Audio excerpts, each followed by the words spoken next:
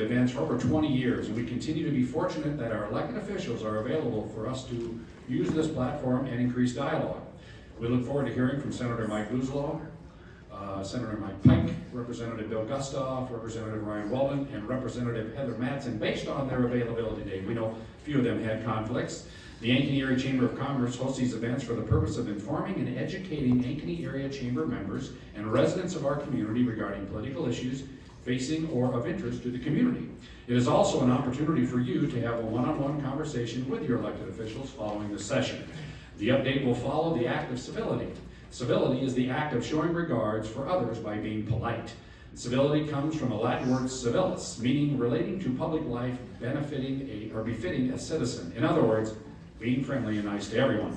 The format for this update is that we will start with our local officials, which will include Polk County Supervisor Mark Holm, our City Mayor Bobby Bentz, and then an update from our school board, Stephanie Gott. So, I would like to first of all thank today's sponsor of our legislative series, which is Veridian Credit Union. And we will start today with an update, a 5-minute update from our Polk County Supervisor, Mark Holm.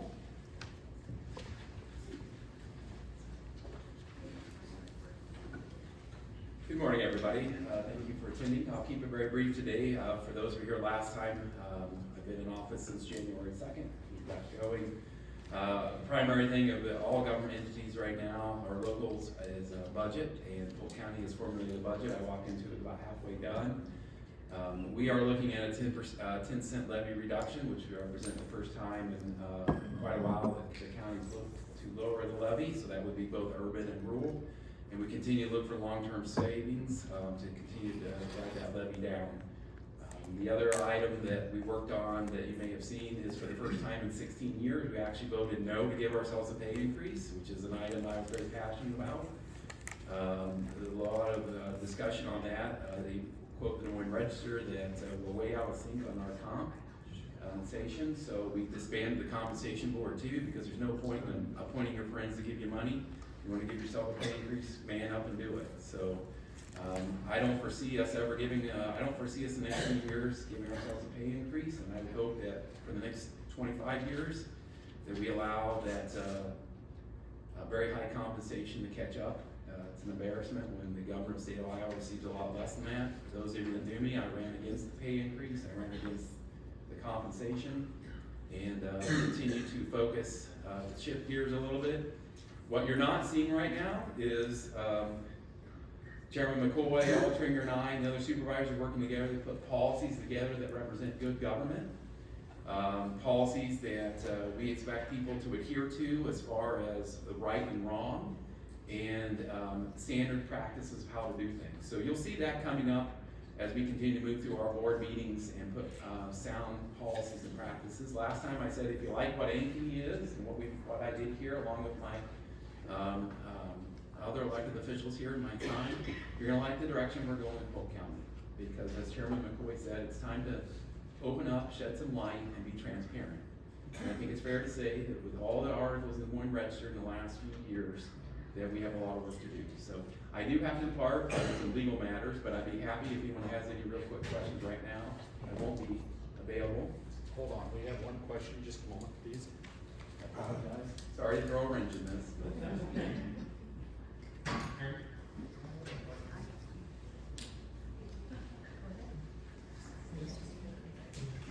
I'll take this opportunity. There's a lot of grants out there, so continue to, last time I mentioned Polk County grants or windows of that. The county has a lot of money from Prairie Meadows that we distribute back into the community as part of our agreement with Prairie Meadows. Rick? Real quickly, a question came from the audience. What is the county's plan for sustainable development?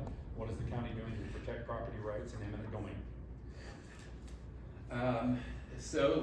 Related to protect property rights, related to eminent domain. So the county much would utilize eminent domain for public improvement purposes. So when there are highway improvements or intersection improvements on the county's highway system, we will use that when necessary. Ideally, it's not necessary, but that is our use of eminent domain. And what was the second part, the first part of that? What is the county doing to protect property rights for eminent domain? Was it sustainability? Oh, sustained development, yes, for sustainable development. So for sustainable development, the county doesn't do a lot of development. We, like with our time here in Ankeny, when I serve, continue to work with locals on local governments on making sure there are sound rules that are wise investments that don't necessarily drive up the price of housing. At the same time, has that standard level that you would expect from a government related to making sure the water is clean, that wastewater isn't mixed with stormwater. So just continue to have sound, solid practices where we work to make sure that everyone out there is safe. Thank you, Mark. In addition to our presenting sponsor today, we also have today's legislative update sponsor, which is our friends at Snyder and Associates. I forgot to tell you that. So, our next I would like to invite our mayor, Mayor Bobby Benz, to the podium to give a brief update on the city.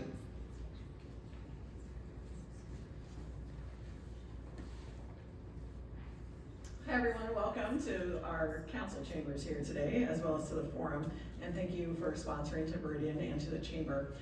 Bobby Benz, Mayor of Ankeny since December, when Mark moved into the supervisor role. And I remember, I was thinking about this after last month, I never really gave a good introduction to myself, and maybe I should have done that. So, very briefly, I was first elected to the Ankeny City Council in 2012, I believe, and was serving in my fourth term on the council when I was appointed then as Ankeny's mayor. I'm also originally from Ankeny, so I always kind of describe myself as one of the OGs, and came here in 1980, so I'm 46 years old, and I've lived here for 45 years. So it's kind of been an interesting perspective, seeing Ankeny grow from around 15,000 people to now what we believe will be greater than 75,000 people when our interim census is confirmed very soon. A few things we have going on right now. Everything's been a real focus on our budget. So we're nearing the end of our budget season. We anticipate holding our tax levy again this year. We've done that the last 3 years running now. So we had several reductions, and have held it steady. A lot of that's due to uncertainties in what's coming with potential property tax legislation, as well as the cost of just kind of goods and services like you're seeing as well. So being able to absorb some of those construction costs and other things. We also recently reviewed our hotel motel tax fund, sewer, water, stormwater, wastewater, those kinds of things. And we do see some increases coming there, not very large, but in the water area, a small percentage increase, and in the pass-through that we receive for your recycling, for example. So we do have some small increases likely that the council will be approving over the next few weeks. The last thing, from hotel motel, you may have seen recently in the news, I thought that'd be helpful to comment on. There's two organizations in the metro that many of the metro communities provide 2/7 of our hotel motel tax dollars to. That is the Convention and Visitors Bureau, or Catch Des Moines, which is an entity that brings in events to the region, does a lot of conferences and drink relays, those kinds of things.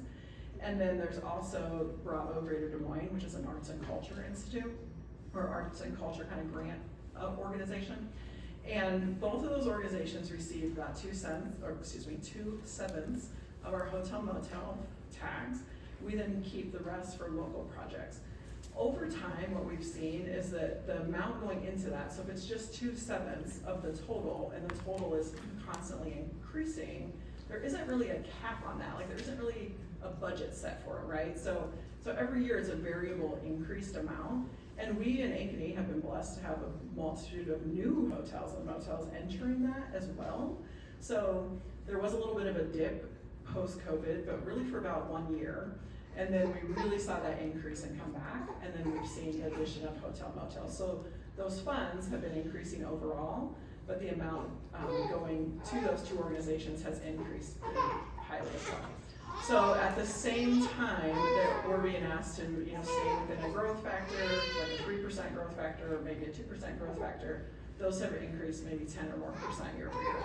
So that is something that as a metro and the communities that are involved in those contracts with those two organizations are looking at changing that formula a little bit, so that there would be a cap on the amount of funds year over year that go to those organizations. We still want to be very supportive of them. It promotes economic development in the area. It promotes, people visiting the area and activities in the metro. We absolutely want to be supportive of that, but we do want to have a sustainable growth factor in it. Those are really the main things. We've also begun our search process for our new city manager. We currently have an interim city manager, Mike Schrock, who is here today in the back. And we, this next week, actually will be interviewing a few search firms to help us with that search. That'll be occurring over the summertime, as well as a strategic planning effort, and then the fall elections with a few council seats and the mayor's seat. I think that's about it. I'm happy to stay after the meeting today too, if there's any specific city questions, or you can always reach me. I also try to work out of the city hall, mayor's office pretty regularly too, so happy to talk to you then. Thank you. I think that's yours. I'm not gonna steal your water. Sorry. Okay, remember that time when you stole my water? Sorry, I almost did. And now it's all on public record. Just so you know that she has never stole water. All right, lastly, I would like to invite to the podium Stephanie Gott of the Ankeny School Board for another brief update. Thank you. Good to see you all today. Thank you for inviting us to provide an update. I've got a few provided updates. Just, I know some of you in the room, but not all, so just wanted to also say, Stephanie Gott, I've been on the school board, I'm serving my second year, and I'm here representing all of us, and the updates came from the district. So the first thing we wanted to provide an update on is the Innovative Hub, and so hopefully many of you have heard about that.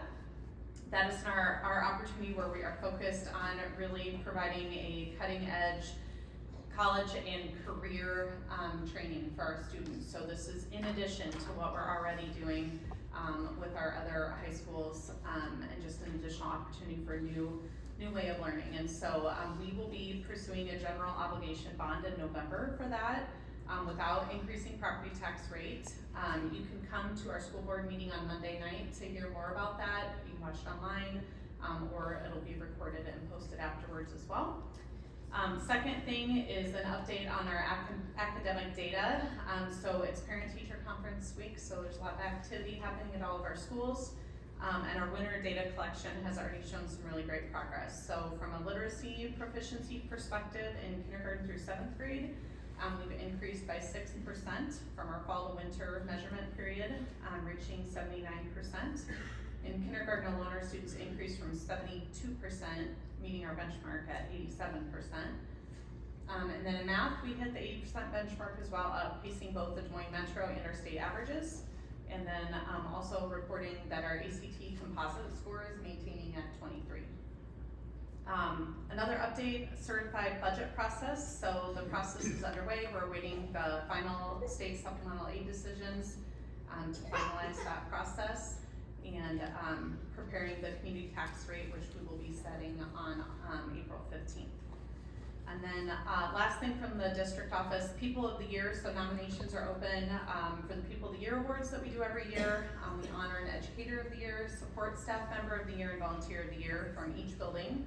And district-wide winners are announced at the Celebration of Excellence in the spring, which we would invite all of you to attend. So nominate someone today if you are compelled to do that, and it's on our website. And then I thought it was important to also share, we did establish and agree upon and vote on legislative priorities as a board this year, and we have some specific advocacy efforts that we're making towards that. So there are 3 key areas. Adequate and timely school funding is one, teacher recruitment and licensure is the second one, and then literacy content support is the third one. So I wanted to offer a special thank you to our elected officials who serve on education committees and other related committees, and also those of you who don't but reach out to understand kind of what our impact is in our specific school district for those issues. So thank you very much. So just so you're aware, the local angle that we put on this event here today was basically based on feedback that we've gotten on doing these before. So we're really excited to have the school, the city, obviously the county here, they've been part of it in the past, and to get close to the electorate, to understand what they're doing, etc. So appreciate y'all being here, and it was rather short notice, so thank you very much. Okay, as you know, we handed out cards. If you still have a few questions, you may put them in the box. Any questions will be shared by email with our elected officials following the update. We will also be recording this session and posting the event on the Ankeny Chamber of Commerce Facebook page following this event. So we ask that the recordings be used in its entirety if shared with others.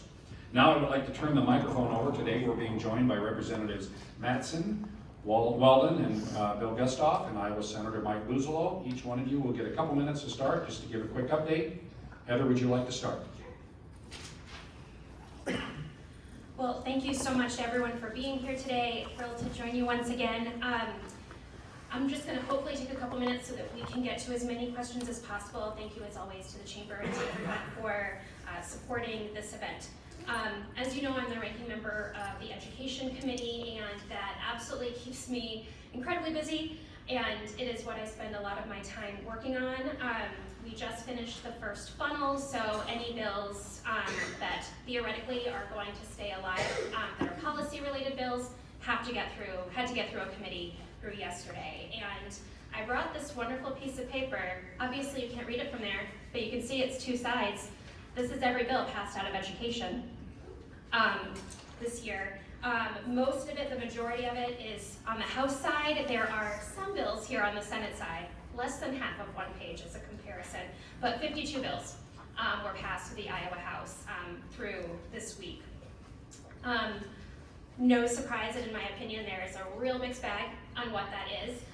But a couple of things that I want to highlight that I am very excited about, where that we found really good bipartisan support, was the governor's cell phone bill.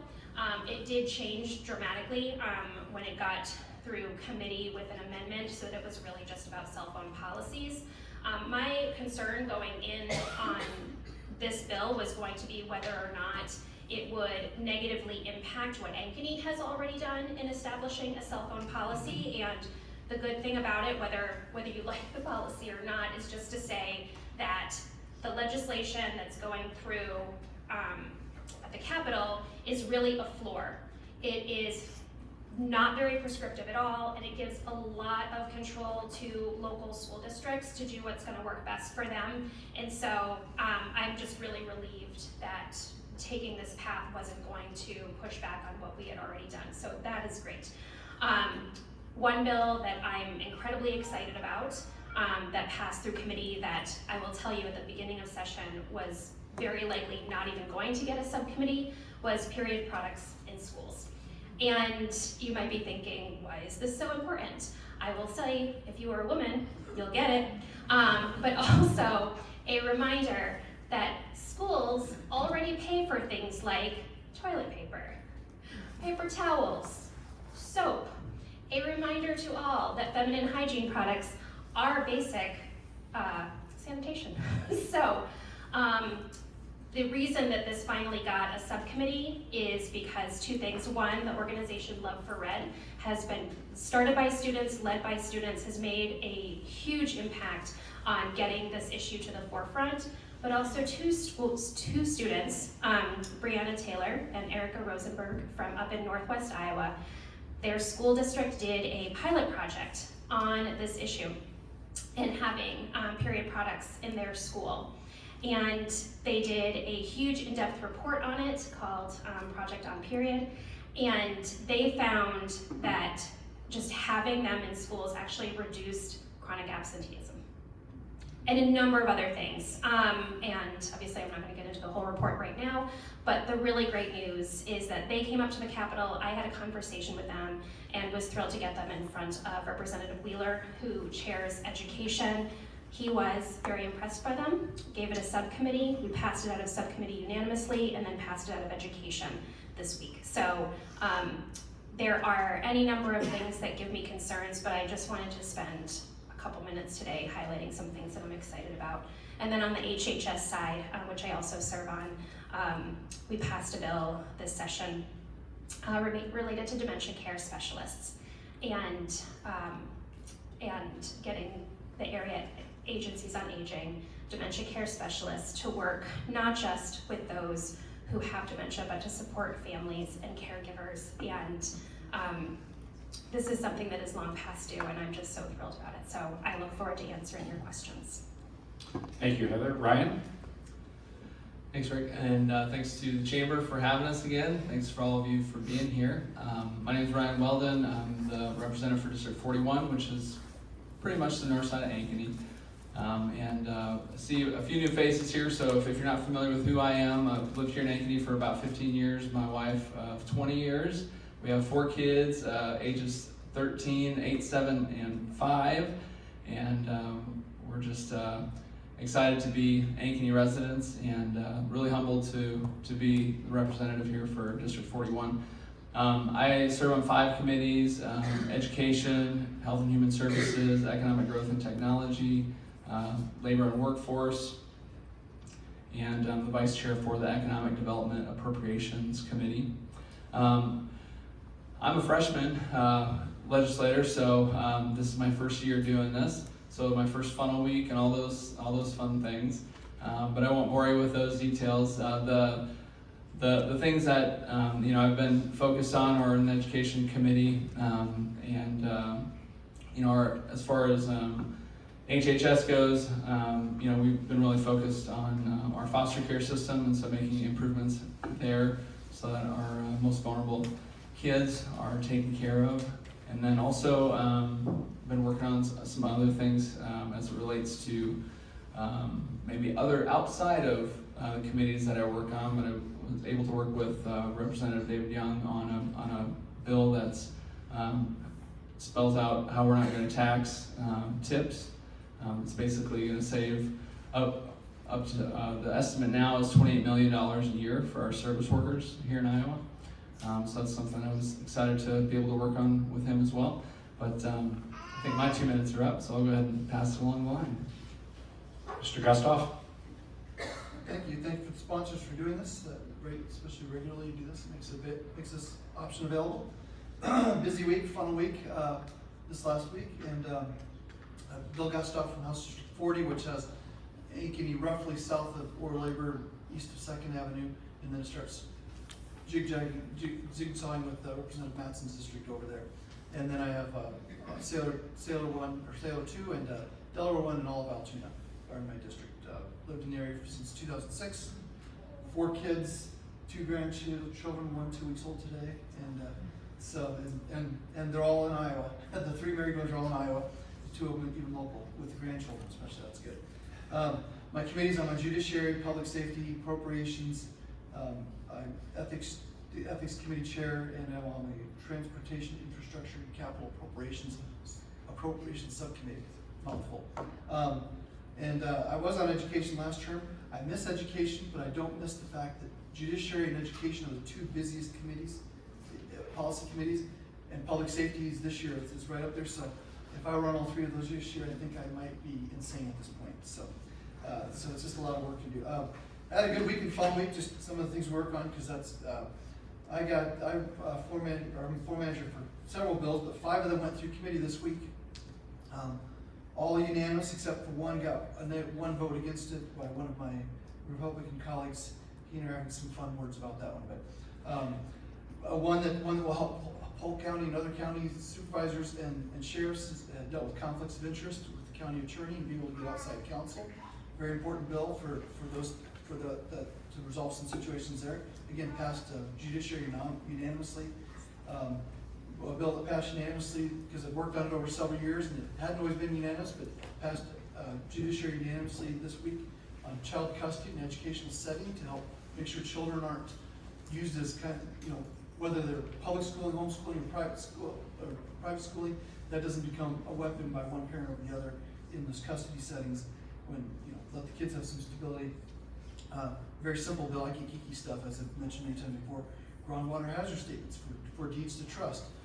They'll be exempt, unanimous. That subcommittee took all of 4 minutes. Very pithy was the word of the week in Judiciary this week. In Public Safety, I got a unanimous bill through that would add cyber flashing to the crimes. So basically, think of indecent exposure, but it's unwanted, unsolicited images sent to you. We're working on adding, make sure that's also illegal. And then a mugshot privacy bill, which was the one that got 1 negative vote, but working on that and getting input from all kinds of actors, which is working in a bipartisan manner with people who were opposed to the bill at first and working with them to make it better, which I think shows when you get some of these passed. You hear on the news all the things that aren't unanimous, but most of our bills pass through either unanimously or with overwhelming bipartisan support. So I can go on other things, but again, pithy is the word of the week, so I'll pass it off to my colleague in the Senate. I didn't know what pithy meant, and then he told me what it was, so there's your word of the day. Senator Boozloo. Thanks, Rick, and thank you to the Ankeny Chamber for organizing this, as usual, as well as Meridian and Snyder for sponsoring. I'm honored to serve as the senator for Ankeny, and as part of what I do, and again, there's some new faces here, I'm the chairman of the Commerce Committee in the Senate. I sit on state government, judiciary, the Appropriations Committee, the Ways and Means Committee, and on the Administrative Rules Review Committee. And as we've looked at what we're trying to do for Iowans in the Iowa Senate this year, and especially in the Senate Commerce Committee, it really is focused on the simple mission of making sure that we can do things that can control costs for Iowa families and create policies that are going to help businesses and individuals grow our economy and create more jobs for families. And to that end, we've worked on some major policies throughout the Commerce Committee this session so far.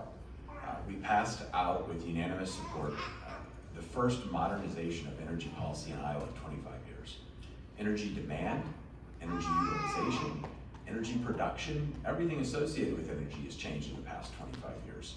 And we're really focused on how do we ensure that we have affordable, reliable energy, that we have the infrastructure that meets the needs of our companies and our families and of the jobs of today and of the future.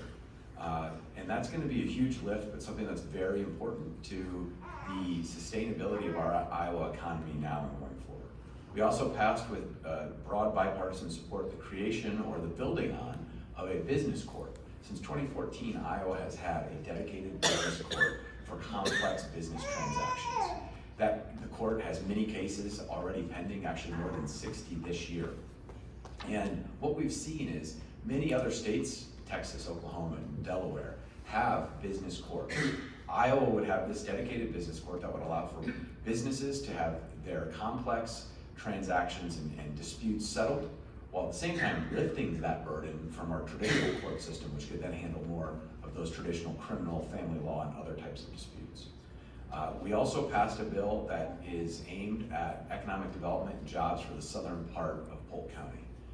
The South Bypass for a long time has been sort of targeted for a potential interstate designation. However, that designation shouldn't come at the expense of our farmers. It's a critical farm-to-market road that has heavy equipment going over it. This bill is meant to strike a delicate balance between allowing it to still service farm-to-market products, which is to say on a slower speed with heavier vehicles, while at the same time seek that interstate designation so that the communities like Carlisle and other Norwalk and others can get those vital jobs that, for whatever reason, site selectors say they need on that matrix it to be an interstate. It sounds silly to me, but the fact of the matter is it's true. That designation means a lot. And finally, and I think really importantly to the affordability of Iowa, we have announced a property tax relief bill that would deliver property tax relief for all property owners. It would differentiate for our communities the difference between new growth, which is to say a new neighborhood, where that new neighborhood is going to require new services and new infrastructure, and the valuation that's captured there, versus the valuation growth that, for example, I feel on a house that's over 10 years old, and all of a sudden I got my valuation last summer and I thought about putting a sign in my front yard, because if we can sell it for that, maybe it's worth it. We need to make sure that the costs that families are feeling, and in Polk County, with a 9.6% population growth over 10 years, we've seen almost 60% property tax revenue increase. That revenue is money out of your, not my pockets. It's money out of businesses' pockets. And ultimately, it's going to mean higher costs for folks that are just trying to live and get by. So we're working every day in the Iowa Senate to keep Iowa affordable and to keep Iowa growing. And I'm happy to be here today and look forward to your questions. Thank you all. The first question from the audience, and I guess in this case, Ryan, we'll start with you. I'll start on the right, going left. Please explain, if you are able, the new property tax bill. I know that I know it's in spawning per se, but if you can share what you may know, please. Yeah, spawning is a good word. I just heard about it yesterday. And so, I read about it probably for the most with all of you. I'm going to register.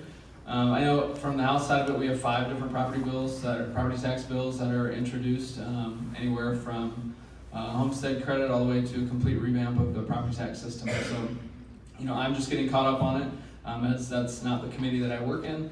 I will be doing my research and catching up on it, but I'm sure I'll pass it on to my colleagues who are maybe more familiar with it.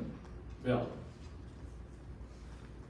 Well, the bill just dropped, so yes, we're talking, the rollbacks have been a problem for a long time, especially for, it's been difficult. So that's one of the things we're gonna tackle on that. I've not seen the actual bill, I've seen bullet point proposals. Same thing you saw, the news that came out with yesterday, Belgrade had a summary of it. Representative Kaufman sent me a summary of it shortly before it dropped. So I haven't had a chance to look in depth at it, but we're looking at doing, especially rollbacks are a big problem for that. And I'm glad to see there's a new growth. I'm also glad to see that there's part of the proposal in there, not having read it, but it does give, if we're gonna look at any kind of cap, it does give the cities and the counties an option to go to the voters and go beyond the caps. So if the people of the community want to go beyond that cap, that's up to them, but I think it should be up to them instead of just the council. Mike? Yeah, thank you. So this is a $426 million, nearly a $426 million property tax cut for Iowa property owners. And what this bill would do, and it is a joint proposal from both the House and the Senate, and it would create a more transparent system. Right now, part of the challenge that you have on property taxes is it's so darn complicated. You get your valuation and then you get the levy rate, but you also have to deal with the rollback. And how's that rollback going to affect each kind of property? Meaning it's unpredictable what the revenues are going to look like for any local government. And then on top of that, everything is 2 years delayed because of the assessment and the way the timing works on property taxes. And all of that complication means that it's harder for you as a property tax payer to understand how the system affects you. But what we've all felt over the past decade is that's affected us more and more and more. Whether you're an elderly Iowan who's on a fixed income, who has to pay higher and higher property taxes with the same sort of monthly income statement, or you're a business like a child care facility here in Ankeny, who year over year saw their property taxes go up from $91,000 to $104,000. Property taxes have gone up and up. And what this bill is meant to do is to provide a predictable system for both landowners and for local governments, to provide some relief for our landowners and property owners. And at the same time, put a system in place that allows for growth in Iowa, so that cities that are growing and counties that are growing get to capture and provide the vital services that are needed for that new growth, but are also ensuring that the valuation growth on existing properties and that the revenue that's associated with that does have limitations that are common sense and ensures that property tax owners and property tax payers aren't footing in unnecessary expense or unnecessary increases that they feel like aren't representative of their voices. I think it's critically important as we look at how we keep Iowa affordable, how we keep Iowa a place that is a destination to want to live and work and grow a business, that this one area we get it under control so that those property taxes aren't skyrocketing and making it unaffordable to live here. Heather? Thank you. In just full disclosure, I don't serve on Ways and Means. The bill dropped yesterday. I have not had a chance to read it, so I cannot speak with any kind of authority about what's in the bill or the implications of it. So I will simply say that I am cautious about it, just given the history of what property tax bills have looked like coming out of the legislature. I would like to be optimistic that it will do the things that will actually help Iowans, so I look forward to looking through it and learning more. I would say it's also important, I want to make sure folks know that House Democrats have also introduced a property tax proposal, HF 691, which is a residential property tax rebate plan. So I would encourage folks to also look into that. Again, it's House File 691. Thank you, Heather. Next question from the audience. Iowa's cancer rate is higher than the national average. What are you or your fellow legislators doing to address this with public health concerns? Mr. Gustav, we'll have you start with this one. Yes. What are you and your fellow legislators doing to address this public health concern? Cancer rates are higher than the national average. Well, I'm not on HHS, so, but we are looking at things, we're looking at some things on healthcare, helping expand nursing, is one of those, that's not directly related to that, but, we're doing things in the House where we are, you know, we don't know what's causing these cancer rates. Everybody's got their ideas on it. Everybody wants to tag certain products or certain things, but we also are one of the top rates with an aging population, one of the top rates with alcoholism, which is a known, can be a known carcinogenic causer if you're alcoholism. And you know, is it stuff we're putting on the soil? Is it stuff we're putting in our food? Is it how we're processing our food? So we don't know what it is, so we need to get at that. So I think there are some proposals, I don't know the status of them after phone week, that would dig into some of those different things. Is it the chemtrails or contrails, or are there chemtrails? I don't know the answer to that, but I co-sponsor. Hold it. Absolutely not. Thank you. So I don't know the answer to that, but I was willing to co-sponsor a bill that would at least start the dialogue on that sort of thing. So we need to get at the answers, and that kind of reaction doesn't help actually get to the answers, because scoffers aren't part of the conversation, they're part of the sidelines. Or Mike. Thanks, Rick. The fact of the matter is, we need to look at it from a multifaceted approach. The governor in her condition of state address talked about dedicating resources at the University of Iowa hospitals and clinics to studying what is causing cancer on a higher level here in the state of Iowa, and building on research that's being done at the university to combat cancer. And we need to support efforts like that, but we also need to recognize that we don't know what we don't know. And Robert Kennedy, who's now the Secretary of Health and Human Services at the federal level, has talked extensively about Make America Healthy Again. And a lot of that has focused on the choices that Americans are making in terms of the environmental causes of cancer. And ultimately, we know that obesity, alcohol use, and many other cancer contributors have only increased in my lifetime. They've not gone down, other than smoking. And so what public policies would follow that is something that I think we need to closely study, but that evidence-based nature of it, having an intelligent and research-based foundation for what we do, that will matter, and I think it's something that we need to continue working on. Heather? Thank you.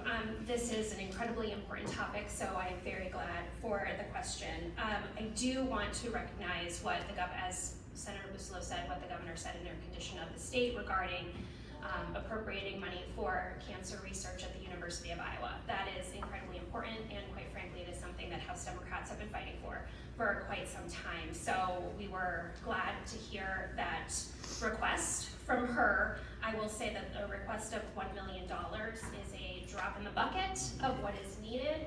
I certainly hope that the legislature will allocate more than $1 million, but you know, in the spirit of giving credit where credit is due, I'm glad that there is at least a bipartisan recognition that something needs to be done, and we actually do need to have real studies on what is happening in this state.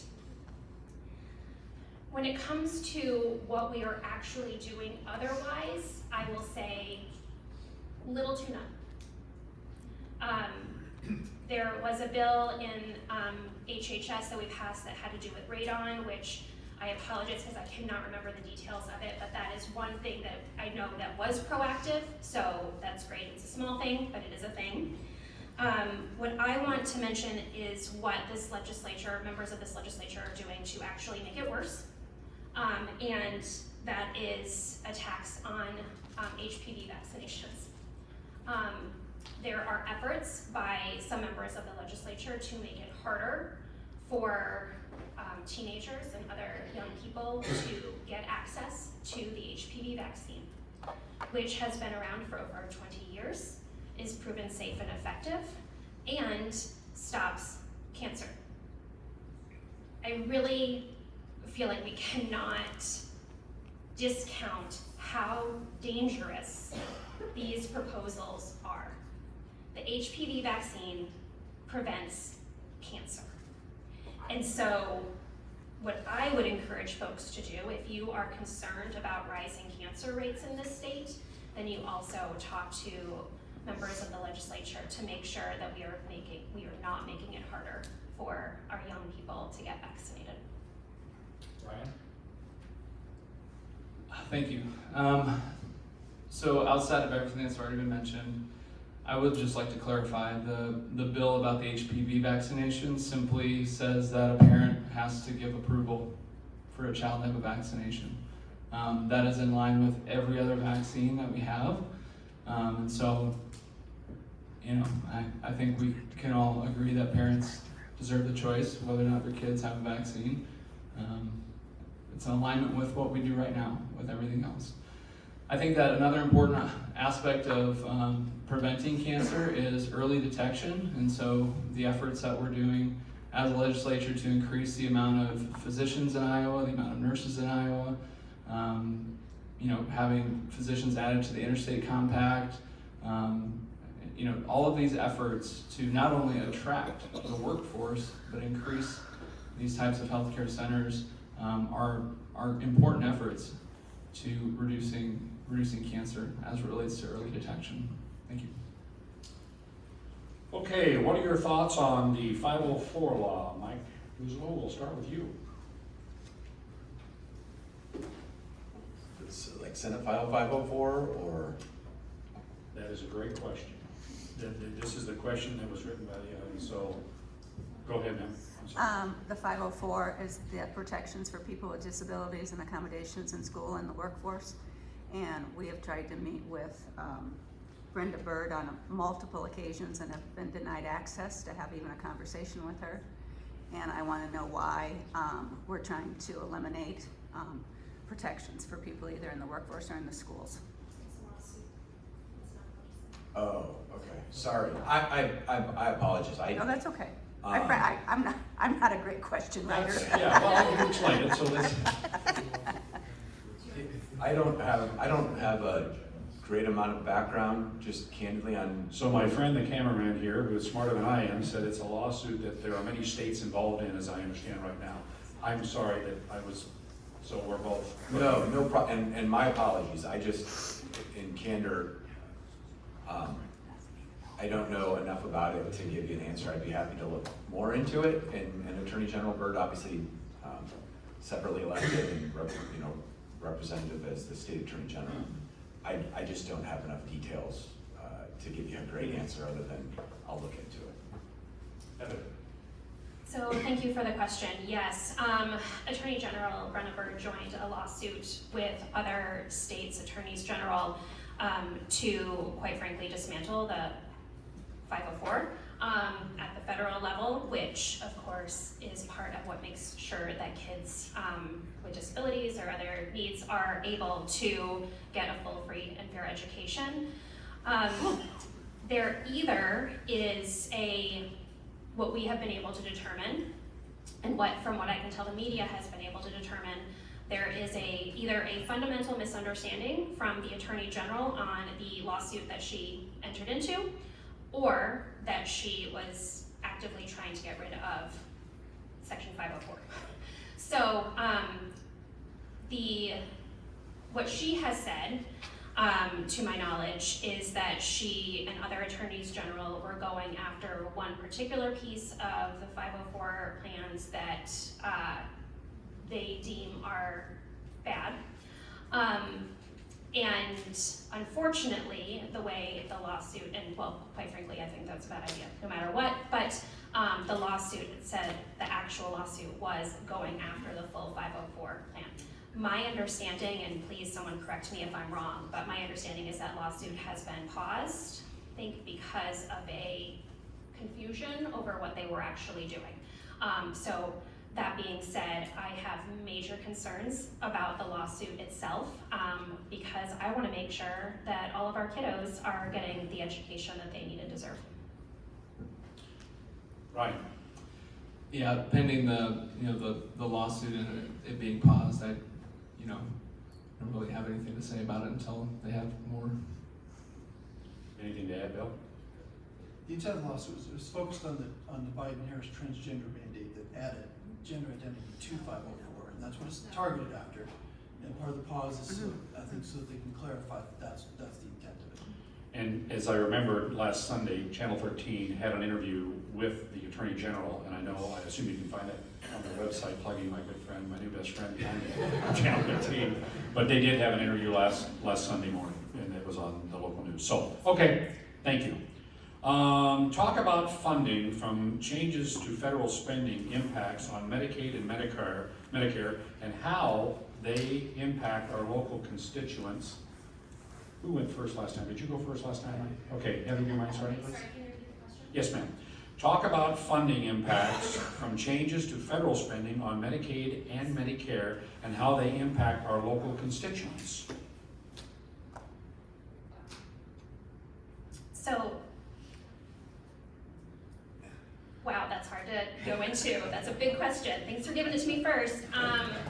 But generally speaking, anytime there's changes in funding at the federal level, especially with things that relate to people's health care, is gonna affect everybody who has that health care, right? So if you are on Medicaid or if you are on Medicare and funding is somehow not getting here or money's not being released as what was happening when there was a big freeze initially, that is absolutely going to impact people. And I don't have a very specific, it's impacting in this very specific way. All that to say, yeah, it's a big problem.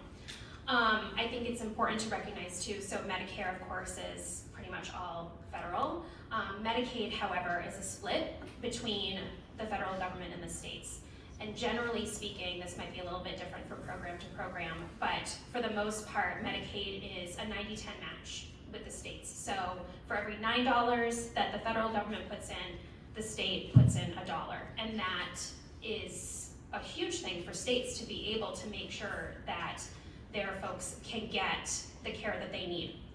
So I am certainly worried about anything that's happening at the federal government when it comes to pausing spending or just making it really hard to get money out the door, especially as it relates to healthcare. Speaking of Medicaid, I don't know if I'll get this question, so I want to make sure to preemptively answer it. There is a bill that just passed out of Health and Human Services with bipartisan opposition to install work requirements for Medicaid, which some might say, sure, that's fine. I want to be clear that everyone believes that if you are able to work or go to school or taking care of family, then of course, unless you're doing those things, you should be working. That being said, this bill is awful, and it's awful for a lot of reasons. One, it assumes worst intent, saying that people don't want to work, which I believe is completely false. And then in addition to that, the way the bill is written is if the federal government does not give a waiver to do these work requirements, then the state is going to get rid of Medicaid expansion. And that will kick over 180,000 Iowans off of their health care. And I just want to make sure that folks are aware that this is a bill that is currently moving through the legislature. Right. Yeah, as it relates to federal funding, I just, on the federal level, I just want to, say that we're doing everything that we can to make sure that we're ready for any of the power that should be given, as responsible to the states that it is, and that we're ready to utilize that funding appropriately. I would just say that we're trying to be efficient with everything and making changes accordingly. I was proud to sign on to a bill called the Double Up Food Bucks program, which is a healthy food incentive that doubles the purchasing power of SNAP recipients for fresh fruits and vegetables at participating locations. And so that was a bill that we're passing in order to incentivize some of the money that we're giving to that program and to incentivize healthy use of it. And so I think we just need to make sure that we're using those dollars appropriately and allocating them to incentivize things that we hope come true. it's a good bill, I'm part of that as well, so. We really don't know what's going to be happening with Medicaid funds at this point. There's a lot of information out there. This is being cut, that's being cut, so part of it is we don't know yet, but clearly those funds affect. One thing those funds do affect, the fastest growing portion of every state's budget out there is Medicaid entitlement, and it's out of our control in large part. It's determined by the feds, and so I'm on appropriations and we look at long-term, what the picture looks like in Iowa, and that's probably the biggest thing, the biggest concern is the ever-growing Medicaid that's eating up bigger and bigger portion of the budget. One thing we did do in the House, without going repeating what you might hear, we formed a federal funds committee for the first time. So we have that's going to look at issues like this. Because some of these funds, some people may call them cuts, some of them may just come as bigger block grants to the states to deal with. So we need to be ready on how to manage those effectively. And yeah, that will impact local Iowans. But in that case, it would be up to Iowans, the Iowa legislature to help determine how that's going to impact Iowans. So I'm an accountant and an attorney, and when the accounting side of me loves a question like this because it does get into the state budget in an interesting way. The state budget for Iowa is roughly for the general fund. Okay, so that would be separate from our road use tax fund, separate from gambling receipts that go into infrastructure investment in Iowa, separate from a few other sources. The general fund is about a $9.4 billion proposed budget, and we get a little over $10 billion in federal funds. And those federal funds go to a host of areas, right? The largest for sure is Health and Human Services, not just Medicaid, but others. But K through 12 education and Regents schools, higher education, they're going to receive $1.5 billion from the federal government combined. Department of Transportation for our roads and really the federal interstate system is going to get nearly $700 million. Workforce development gets another chunk of hundreds of millions of dollars from the federal government.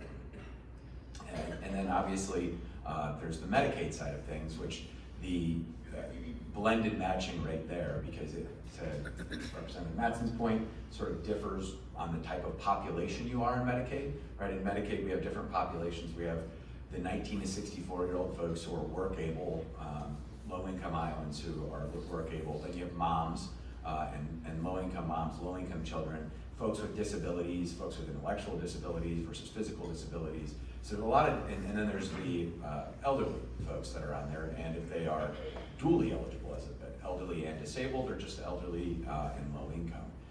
And in the eminent wisdom at the federal level, those percentages change by who you're talking about.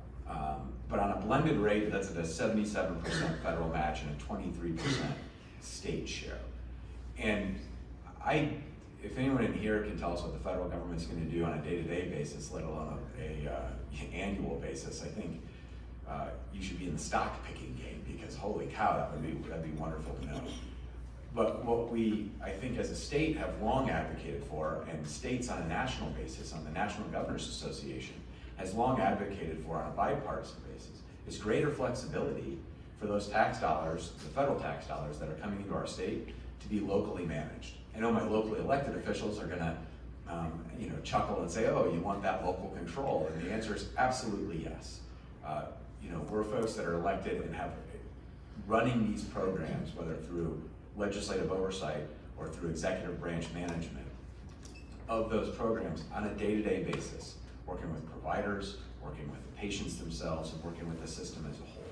And so I think giving state governments broader flexibility and the ability to take those dollars and put them to best use for the citizens who are benefiting would be welcomed across the country and on a bipartisan basis, whether that's in Illinois or in Iowa. I think we'd have different ideas for how that might work, and the laboratories of democracy might have to function again. But I think it would be beneficial to taxpayers as a whole to have greater flexibility for those dollars so that we can deliver them to the citizens that are benefiting from them. Thank you all. Next question. How are you protecting the rights of immigrants who have jobs, families, pay taxes, and are not criminals? Ryan, you are up.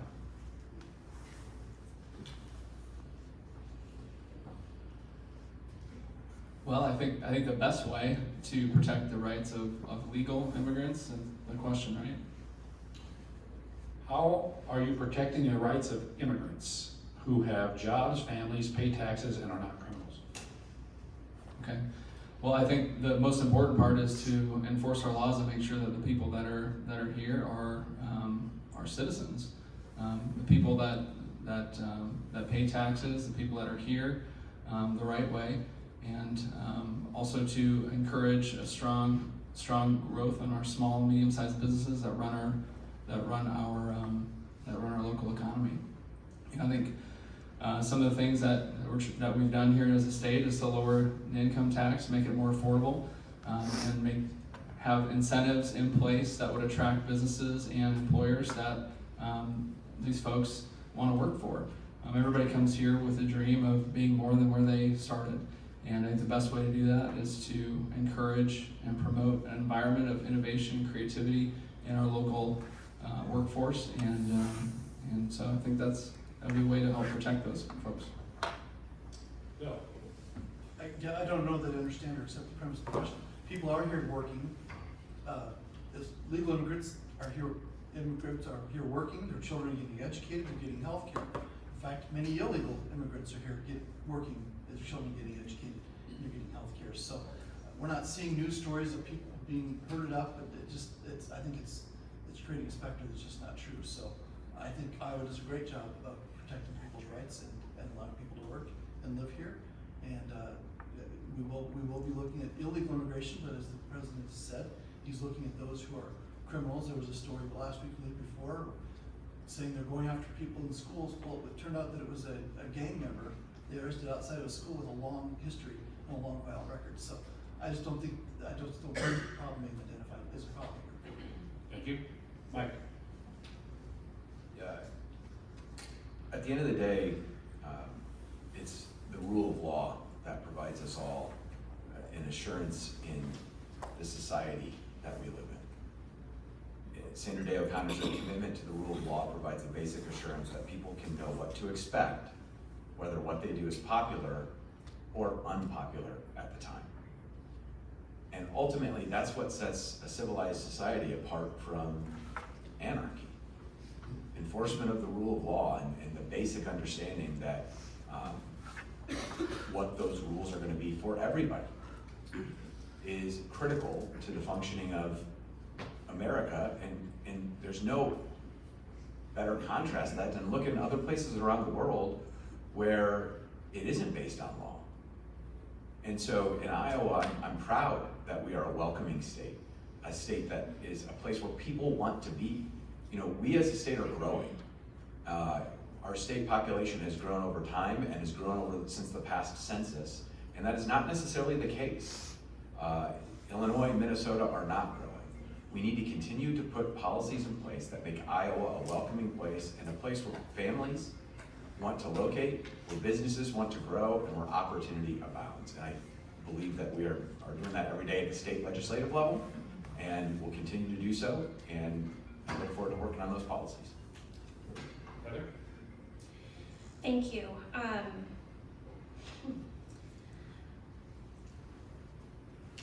think what's important to recognize here is not simply whether or not there are people going or ICE or law enforcement going up and rounding up people in this state. I think what is important to talk about is that there are people who are scared in this state.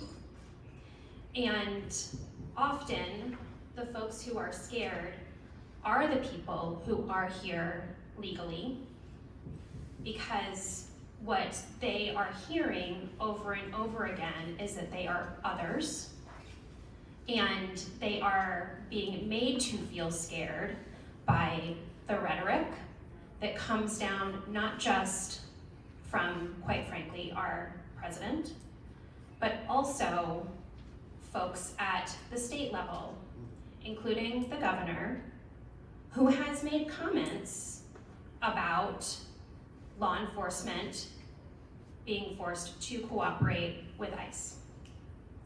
And when you instill fear in people, especially people who are already worried because they have been made to feel worried because of their background, then what law enforcement has told us is that they are less likely to cooperate when there is actually a law being broken or when someone is doing something wrong. And so, again, this is not just about protecting the rights of immigrants who are not criminals, which of course we 100% should be doing, but also let's not make it harder for folks, and let's not scare people unnecessarily, like there is this idea that everyone who is here is dangerous. And I realize that not everyone in this room is saying that. I'm not trying to imply that, but I think we need to be honest about the fact that that is rhetoric that is happening in this state and in this country. On a side note, back to the previous question in talking about double up food bucks, I know it's like random tangent, but I think it's important to mention that the double up food bucks program is amazing. Don't I wish that it was a standalone bill and not included in a bill on SNAP, which would, quite frankly, take food options away from Iowans who are receiving those benefits. And the language is so nebulous, it has changed. It now says, quote unquote, healthy options. Who is defining healthy? Are you expecting that the person at the checkout counter is now going to decide if these are healthy meals, not healthy meals? Look, if we're gonna do things like double up food bucks, which we absolutely should be doing, let's do it in a actual good way and not take away food on the other side of it. Thank you. Bill, you get this one to start. Please talk about the rationale for elected officials' compensation increases.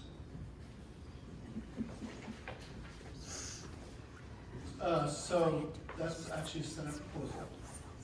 So well, Representative Bush will probably talk about that, but nonetheless, I will say I'm not in the nobody's in the legislature because of the pay. Let's start there. It essentially is an additional full-time job. I would, if I'm going to run and get or not, it's not going to be determined by that. But I do know we have some young folks in both parties who are younger folks with families, and it's a challenge for them to figure out whether they can even afford to do this. So some of the people who are going to criticize the pay increase, and I'm not necessarily supportive of that, but those who are going to criticize it need to be consistent, because then they'll turn around and say, well, it's only a bunch of rich white folks that can run for the legislature. Well, that's not true, first of all. But you can't have it both ways. You can't pay somebody that's inadequate to do it and then complain that they won't get involved to do it, that they can't get involved to do it. So I suppose the increase, it hasn't been increased in a long time over last year. Last year it increased. It's been decades. Yeah, it's been decades. And it hasn't been increased. And the proposal, at least what I saw of it, is consistent with surrounding states, most of our surrounding states. It's still in the middle or in the lower end of states overall. Looking at the executives' pay, I mean, some of that's a bit steep, so I'm sure it'll be talked about further, but it's a new proposal, it's a Senate proposal. I was focused this week on the House and file, but I'm not opposed in concept, but I don't really support the bill. Senator? I voted against the proposal in committee. I'll vote against that proposal on the floor. And it's just something that I can't support at this time, when I believe that we need to be focused on ensuring that Iowans have it more affordable to live here, and that we've got doing everything we can to create policies that help businesses start, grow, and create jobs that support families and communities across our state. So I was a no, and I'll continue to be a no. Let me clarify. I was not saying this. I was asked the question, what's the rationale? I was trying to explain what the rationale would be. That's not a yes. No. So, Thank you. Representative Vance. I will say that I assume that is also the rationale. I also would be opposed to it, but I do think it is important to recognize, yes, that a lot of people think legislators make a lot of money. No, we do not. $25,000 a year is definitely not a lot of money. But I think it is important to recognize too that yes, it does limit who can choose to run for office. So again, that is, rationale, not a decision on a vote. I would say too that the thing that I found so disconcerting in that legislation was a $100,000 raise for the governor and other state electeds, when the vast majority of Iowans, or I shouldn't say vast majority because I don't know exactly, but let's go out on a limb and say probably not most Iowans make more than $100,000. So the idea of a $100,000 raise to me is really gross. So if that's the bill that ends up in front of me, I most certainly would be a no. Brian? Yeah, I mean, I agree with with the thought. I've had conversations with other members and about, why would we do this if that were to come up? Because it's not the first time it's been talked about. And I know there was a really good legislator that did not run this past year because he had a family now and he couldn't afford it. I'm very blessed to be able to continue to work my full-time job while I'm serving on the legislature and making both those priorities work. And I honestly prefer that option. I don't need a pay raise. I don't want a pay raise as a legislator. I don't necessarily think that we need a pay raise. I was really surprised, honestly, to see the bill come out, considering the fact that we don't have SSA approved for our schools, and I really would like to see that get through rather than pay raise. So that's where I stand. Cool. Thank you all. How do you see educational savings account programs having an impact on public education, private schools, and homeschoolers? Mike Boozelo, you get to start.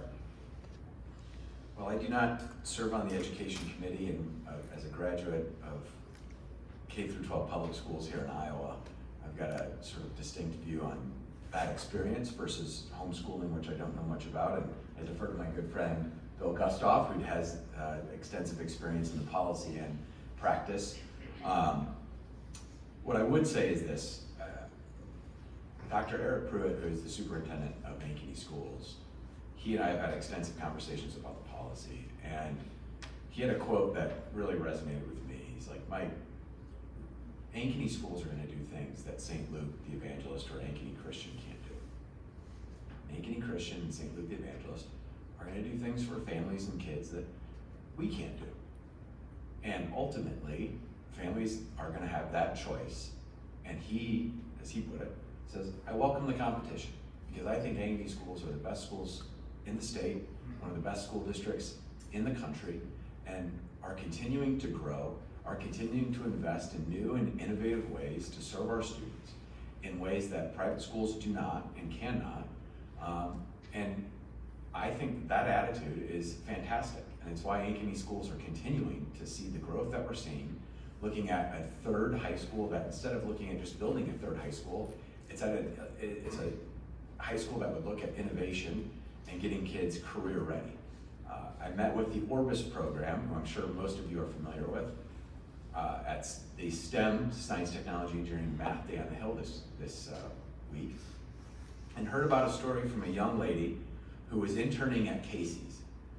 And she's working on modeling spread pricing across states for the different profit margins for irregularly sold fuels. I mean, are you kidding me? Right, like that young lady, I said, you've got a future in commodity trading at the very least. I mean, that's an amazing sort of story for, she's a senior in high school, she's gonna go to Iowa next year, and she's gonna study finance and go to the business school. And that sort of a program, first of all, I can tell you this much, it wasn't available at Davenport Central, where I went to high school, very different than Ankeny there, let alone it's not available at private high schools. And so those opportunities exist, and I love what Superintendent Pruitt said. We can do things they can't do. They can do things we can't do. I'm ready to compete. There's a lot to unpack here. Let's start out just by saying that while competition is great, in my opinion, you can't welcome competition when public schools are not being allowed to be financially competitive. You're just not, right? again, as was already mentioned, we still do not know what school funding is going to be. We have spent the last 2 weeks not even having any idea what has happened since bills passed out of both chambers and trying to come to some kind of agreement. Where we're at right now in school funding is survival mode. That is what I have asked our school members, members of our school board and our superintendent, survival mode. And so, yes, we are doing amazing things in Ankeny Public Schools. I am so excited about the Innovative Hub. There are so many great things happening. But at the same time, we are unable to meet staffing needs just for current needs, right? There are so many things that aren't able to happen because we are not funding our public schools at a rate that actually is above inflation or helps make them even more competitive. So yes, competition is awesome, but if you have an uneven playing field, it's not really competition. So let's address the ESA point because that was the actual question. This next year, vouchers are going to be available to every family that utilizes private school. And I have said on a million occasions, I believe in school choice. I think families should be able to send their kids to whatever school they want to, whether it is private, charter, homeschooling, online school, whatever works for your family, you should be able to do. The difference is how it gets paid for. We are already projected to be spending millions, and I believe it's $1 billion over 4 years on vouchers. And so what is projected to happen, and again, these are the governor's numbers for the record. These are not my numbers or House Democrats' numbers. These are the governor's numbers. When vouchers are going to be made available to everyone who is already in private school, that money has to come from somewhere. And I am deeply concerned about it tanking school districts' budgets. Because let's also acknowledge when people, if families decide to leave a public school to go to a private school, as it's 100% their right, when you take additional funding away or funding isn't there anymore, or that student leaves, but you still have, a classroom of, let's say, 26 instead of 27. Well, that teacher still is there and needs to get paid, and the lights still need to get turned on, and the heat is a good thing, so is air conditioning.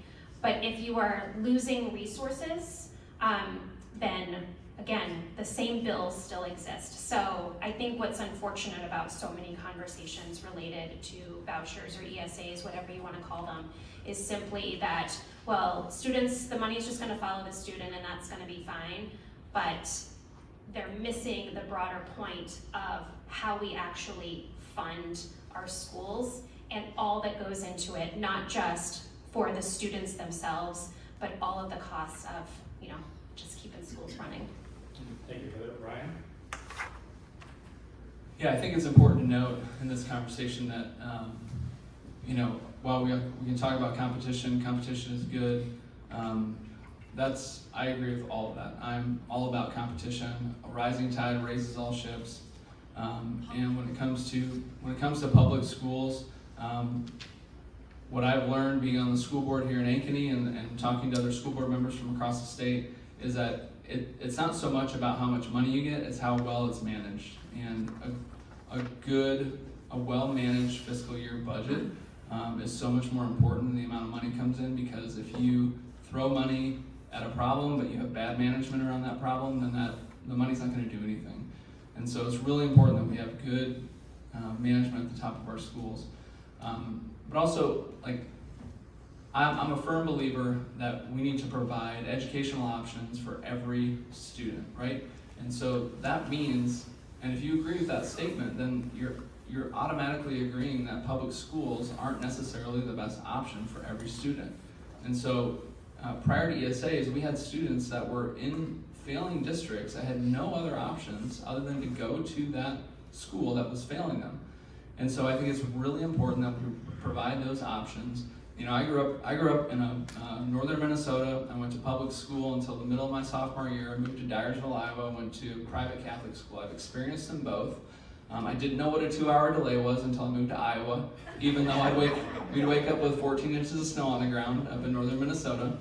And we just hoofed it to work to school. But in any case, and so that's what I believe. I think it's a little premature to judge the program at this particular point, as it was already mentioned. This next year's the first year that will be in full implementation, to really look at the data and see, you know, what are the outcomes, how's it going. But definitely going to keep a close eye on those numbers to make sure that it's working the way that it should be. Yeah. Okay, we're at that point where everything's been said, but not everyone's had a chance to say it, so I'll try not to just repeat things, but first of all, in the question, homeschoolers don't participate in the ESA program. That's a myth. It's just not true. So that's not true. Choice works. We've seen it work across the country. 3 more states just passed school choice legislation this last week. So it works, and we're empowering parents to make good choices for their kids' work. And then as far as the funding, let me add a different perspective here. 56% of the state's budget goes to K through 12 public education. 56%. It's something like 9% that funds really stuff that once you get beyond corrections and Department of Public Safety and Medicaid and education, there's very little left. So we're going to cut other things if we raise it more, but that's not the full picture. Well, even just on that picture, $4 billion state money in K-12 public education, $315 million for the ESA program. That's about $8,300 per student in each of those programs. But beyond that, that doesn't take into account that public schools are getting property tax dollars, sales tax dollars, federal dollars, which really puts it over $8.6 billion. So on the ESA, public dollars are spending just over $8,000 per student. We're spending almost $18,000 per student in public schools. And yes, we're trying to find ways. We're having discussions and even disagreements, right, between chambers on what that should look like. But I don't think we're underfunded. We're doing what we can do, and it's going up every year. Every year under Republicans, it's gone up. Last time we had a cut, an actual cut, in public education funding was under Chet Culver and Democratic controlled legislature, because they got out of their skis and they spent, and it was unsustainable. So we're doing what we can, while we're also trying to let taxpayers keep more of their money and fund public education without having to come back and later on say, I'm sorry, give that back.